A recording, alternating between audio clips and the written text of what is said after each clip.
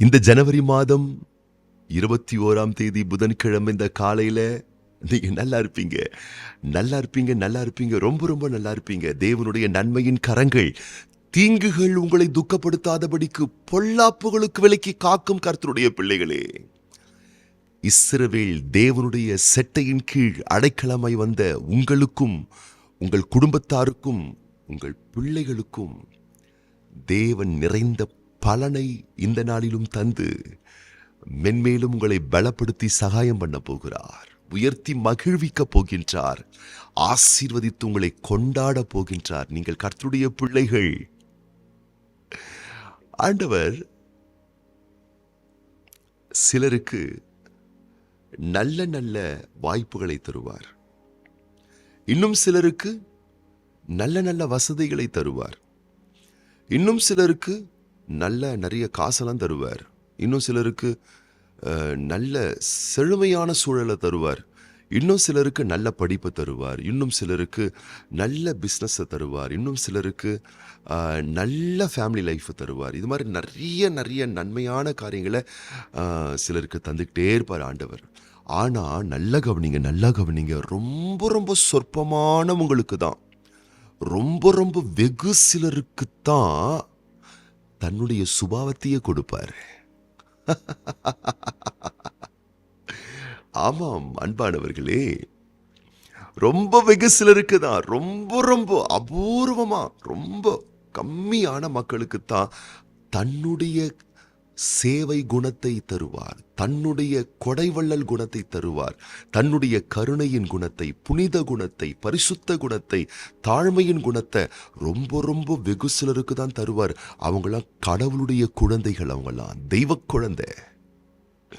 உங்களிலே கிறிஸ்துவின் சாயல் சுபாவம் வெளிப்பட்டு கொண்டிருந்தால் தோள் தட்டி கொள்ளுங்கள், நீங்கள் தெய்வ குழந்தை.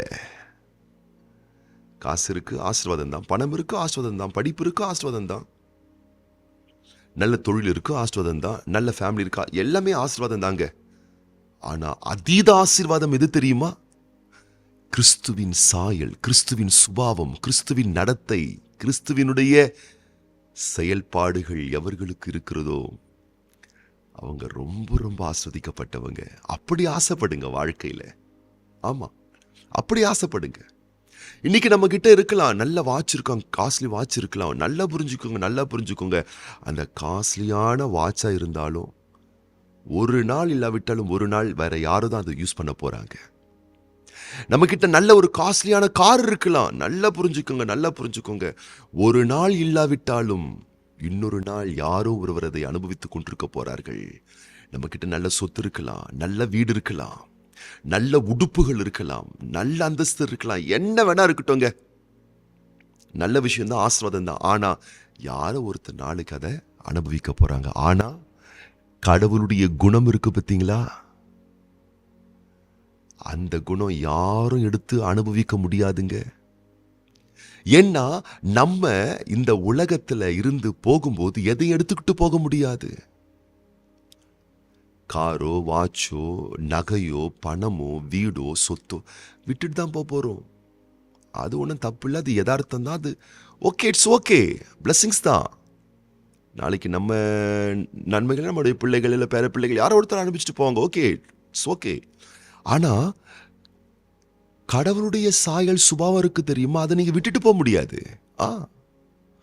அந்த நற்கிரியைகள் மூலம் நீங்கள் செய்த நல்ல செய்கைகள் பலன்கள் இங்கேயும் உங்களுக்கு பெரிய பெனிஃபிட்ஸ் ஆஸ்வாதத்தை கொடுக்கும். வெளிப்படுத்தின விசேஷத்தின் ஆக்கியோன் சொல்லுகிறார், கர்த்தருக்குள் மரிக்கிறவர்கள் பாக்கியவான்கள், அவர்களுடைய கிரியைகள் கூட அவர்களோடு கூடவே போகுமா. அப்ப நல்லா கவனிக்கணும், கடவுளுடைய சாயலை, தெய்வத்தின் சாயலை நடைமுறை வாழ்வில் உபயோகப்படுத்தக்கூடியவர்களுடைய ஆசீர்வாதங்கள் இங்கேயும் உங்களுக்கு நிறைய நன்மைகள் உண்டு. அதுக்கப்புறம் அவங்க இதை விட்டுட்டு போக மாட்டாங்க, கூடவே எடுத்துட்டும் போவாங்களாம். அப்ப அப்பாவின் சாயல சுபாவத்தை வெளிப்படுத்த ஆசைப்படுங்க. அனுதின வாழ்க்கையில ரூத் நல்குணம் கொண்டு தன் மாமியார் குடும்பத்துக்கு, தன் கணவனின் குடும்பத்துக்கு நிறைய சேவைகளை செய்கிறா. ஆனா அந்த குடும்ப ரிட்டர்ன்ஸை கொடுக்கல ரூத்துக்கு. ஆனால் ரூத்துக்கு சொல்லப்பட்ட வார்த்தை என்ன தெரியுமா? உன் செய்கைக்கு தக்க பலனை கர்த்தர் கட்டளையிடுவார். இந்த பூமியிலேயே ரூத்துக்கு அவ செஞ்ச நல்ல கிரியைகளுக்கு, தெய்வீக குணலட்சணங்களோடு செய்த சேவைகளுக்கு மிகுந்த பலன் அவளுக்கு கொடுக்கப்பட்டது. மறுமையிலேயும் அதை எடுத்துக்கொண்டு அனுபவிக்கக்கூடிய வாய்ப்பும் மனுமக்களாகி நமக்கு கொடுக்கப்பட்டிருக்கிறது. அப்போ நம்ம யோசிக்கணும், யூகிக்கணும். கடவுளுடைய சுபாவத்தை இவ்வுலகிலே நாம் நடைமுறைப்படுத்தி வாழ வேண்டும். 1 பேதுருவின் புஸ்தகம் 3ஆம் அதிகாரம் 9ஆம் வசனத்தில் சொல்லுகிறார், தீமைக்கு தீமையையும் உதாசனத்துக்கு உதாசனத்தையும் சரி கட்டாமல் அதற்கு பதிலாக நீங்கள் ஆசீர்வாதத்தை சுதந்தரித்துக் கொள்ளும்படி அழைக்கப்பட்டிருக்கிறவர்கள் என்று அறிந்து ஆசீர்வதியுங்கள். அப்பாவுடைய வார்த்தை சொல்லுது பாருங்க, நீங்க நல்லா இருக்கணும், நல்லா இருப்பீங்க கர்த்தருடைய பிள்ளைகளே. அப்ப என்ன செய்யணுமா? மற்ற மாந்தர்களைப் போல திட்டுறாங்களா நானும் திட்டுவேன், அடிக்கிறாங்களா நானும் அடிப்பேன், சண்டை போடுவாங்களா நானும் சண்டை போடுவேன், தீமை செய்கிறாங்களா நானும் தீமை செய்வேன். அப்படி செய்யாதீர்கள்.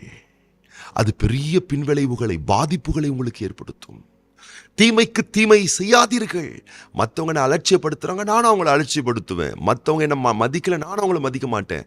அப்படி செய்யாதீர்கள். அது மிகப்பெரிய மன உளைச்சலை, மிகப்பெரிய பாதிப்பை லைஃப்ல ஏற்படுத்தும்.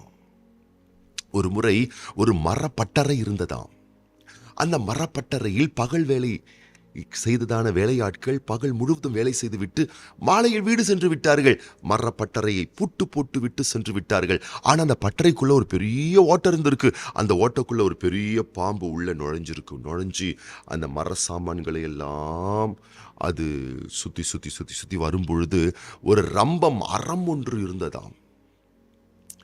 அந்த ரம்பம் பக்கத்தில் செல்லும் பொழுது அந்த பாம்பினுடைய வாள் அந்த கூர்மையான ரம்பத்தின் மேல் பட்ட உடனே பாம்புக்கு வலித்ததாம். உடனே சிறுன்னு சிரிச்சாம் பாம்பு. என்னையா பீறுகிறாய், நான் என்ன பண்றேன் பாருன்னு சொல்லிட்டு உடனே அந்த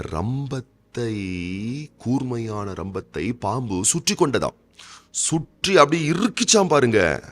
ரொம்ப ஒன்னாகல, பாம்பு மேலே கீறல் விழுந்து ரத்தம் வழிய ஆரம்பித்து விட்டதாம். இப்போ பாம்புக்கு உச்சக்கட்ட கோபம் வந்துருச்சு. என்னையா கீறுகிறாய், என்னையா தாக்குகிறாய், என் உடம்பில் இருந்த ரத்தம் வழிய செய்து என்னுடைய பிராணனை வாங்க தேடுகிறாய், நான் என்ன பண்றேன் பாருன்னு சொல்லிட்டு அந்த ரம்பத்தினுடைய முனை கூர்மை பகுதி இருந்துச்சு இல்லையா, அந்த பகுதியில் தன்னுடைய முழுமையான விஷம் கொண்டு அதை கடிக்க வாய்க்கொண்டு அதை வேகமாய் கடித்ததாம் பாருங்கள். என்ன நடந்திருக்கும்? பாம்பினுடைய வாயெல்லாம் கீறி ரம்பத்தினுடைய கூர்முனை அதனுடைய தலையை பதம் பார்க்க பாம்பு செத்து போய்விட்டதாம். இதுதான் தீமைக்கு தீமை செய்கிறவருடைய ரிசல்ட். அப்பா சொல்றாங்க, அப்படி செய்யாத, நீ நல்ல பிள்ளை, நீ நல்லா இருப்ப, நீ நல்லா இருக்கணும், ஆசீர்வாதங்களை சுதந்தரித்துக் கொள்ளணும். ஆகவே கடவுளுடைய சுபாவத்தை வெளிப்படுத்து. எப்படி வெளிப்படுத்துறது? கடவுளுடைய சுபாவத்தை வெளிப்படுத்துறதுன்னா என்ன சொல்லப்பட்டிருக்கு? ஆசீர்வாதம் பண்ணுங்க. நீங்க நிறைய நன்மை எடுக்கணும், நிறைய நன்மை நீங்க பெற்றுக்கொள்ளணும். ஆகவே பிளஸ் பண்ணுங்க, வாழ்த்துங்க, மதியுங்க, ஆனர் பண்ணுங்க. என்ன நடக்குமா? ஆசீர்வாதத்தை நீங்கள் சுதந்தரித்துக் கொள்வீர்களாம். அதற்காக தான் ஆண்டவர் உங்களை என்னையும் அழைச்சிருக்காராம். அதனால இன்னைக்கு ஒரு அழகான தீர்மானத்தை மேற்கொள்ளுங்கள். என்ன? கிறிஸ்துவின் சுபாவம், கிறிஸ்துவின் சாயல், அனைவரையும் நேசிப்பது, வாழ்த்துவது, பாராட்டுவது செய்து பாருங்கள். அன்பான தேவனுடைய பிள்ளையே, தேவனுடைய வார்த்தையின்படி எல்லா ஆசீர்வாதங்களையும் நீங்கள் எடுத்துக்கொள்வீர்கள். எல்லா ஆசீர்வாதங்களை தக்க வைத்துக் கொள்வீர்கள். எல்லா நன்மைகளை பெற்றுக்கொள்வீர்கள். அதுக்கப்புறம் என்ன? நல்லா இருப்பீங்க, ரொம்ப நல்லா இருப்பீங்க. இன்னிலிருந்து நீங்கள் வளமாய் நலமாய் வாழ்ந்திருப்பதற்கான ஆசீர்வாதத்தின் ஊற்றுகள் உங்கள் மேல் பொழிவதாக. இந்த நாளிலும் பிறந்த நாட்கள் காணக்கூடிய பிள்ளைகளுக்காக நம்ம ஜெபம் பண்ண போறோம். இன்றைக்கு திருமண நாள் காணக்கூடிய அன்பு சகோதரர் K Rajan, sister R Agasthiya தம்பதியார், அவங்க இன்னைக்கு திருமண நாள் காணவிருக்கிறாங்க. அவங்களுக்காக நம்ம ஜெபம் பண்ண போறோம். அது போலவே அன்பான சகோதரர் M Benjamin Ramesh, sister M Priscilla Bhavani, இந்த அன்பான தம்பதியாரும் திருமண நாள் காணவிருக்கிறாங்க. இவங்களுக்காக நம்ம விசேஷமாக நம்ம ஜெபம் பண்ண போறோம். கண்களை மூடி நம்ம ஜெபம் பண்ணலாமா? பரலோக தகப்பனே, ஜனவரி மாதம் 21ஆம் தேதி புதன்கிழமை இந்த காலையிலே இந்த வார்த்தை கேட்டுக்கொண்டிருக்கக்கூடிய ஒவ்வொரு பிள்ளைகளும் ஆசீர்வாதங்களை சுதந்தரித்துக் கொள்ளும்படி அழைக்கப்பட்டவர்கள் என்பதை உணர்ந்து கொள்ள, புரிந்து கொள்ள, உள்வாங்க செய்து, அப்போ நான் யாரையும் சபிச்சிடக்கூடாது, யாருக்கும் தீமைக்கு தீமை நான் செஞ்சிடக்கூடாது, மற்றவங்க தீமை செஞ்சாலும் அதுக்கு பதில் தீமை நான் செய்யக்கூடாது என்றதான ஒரு உண்மை சிந்தையையும் உத்தம நல்குணத்தையும் கிறிஸ்துவின் சாயலையும் ஆண்டவரை நீருமுடைய பிள்ளைகளுக்கு தரும்படிக்கு நாங்கள் வேண்டிக் கொள்கிறோம். அதன் மூலம் இம்மையிலேயும் ஆசீர்வாதங்களை அனுபவிக்கிற வாழ்க்கை, மறுமையிலேயும் ஆசீர்வாதங்களை அனுபவிக்கிற வாழ்க்கை அவர்களுக்கு சாத்தியமாக்கப்படுகிறதே. அந்த உறுதித்துவத்தை நீர் ஒவ்வொரு பிள்ளைகளுக்கும் தருவீராக. இந்த நாளிலும் உடைய பிள்ளைகளுடைய காரிய கடமைகள், போக்குவரவு, கொடுக்கல் வாங்கல், திட்ட தீர்மானங்கள் சகலவற்றிலும் உடைய பிள்ளைகள் ஆசீர்வாதமாய் வாழ்ந்திருக்கும்படி செய்வீராக. விசேஷமாக இந்த நாளிலும் பிறந்த நாட்கள் காண்கின்ற ஒவ்வொரு பிள்ளைகளுக்காக, திருமண ஆண்டுகள் காண்கின்ற ஒவ்வொரு பிள்ளைகளுக்காக உடைய நல்ல நாமத்தினாலே அவர்களுக்காய் வேண்டுதல் செய்கின்றோம். கர்த்தர் கரம் நீட்டி உடைய பிள்ளைகளை விசேஷமாக தொட்டு ஆசீர்வதிக்கவே ஆசீர்வதித்து பெருகவே பெருக செய்து வாழ்நாளெல்லாம் உடைய பிள்ளைகள் களி கூர்ந்து மகிழ்ந்திருக்கும்படிக்கு புதிய வளமான கிருபைகளை தந்து ஒவ்வொரு பிள்ளைகளுடைய மனம், உள்ளம், இருதயம் சந்தோஷப்பட்டு பூரிக்கக்கூடிய அத்தனை ரகமான ஆசீர்வாதங்களை நீருமுடைய பிள்ளைகள் வாழ்வில் வருஷிக்க பண்ண வேண்டுமென அர்ப்பணித்து ஒப்பு கொடுத்து மனதார வாழ்த்தி ஆசீர்வதித்து இயேசு கிறிஸ்துவின் ஆசீர்வதிக்கப்பட்ட நாமத்தினாலே வாழ்த்தி ஜெபிக்கிறோம் எங்கள் நல்ல பிதாவே, ஆமேன். நீங்க நல்லா இருப்பீங்க. இன்னைக்கு நீங்க ரொம்ப ரொம்ப நல்லா இருப்பீங்க.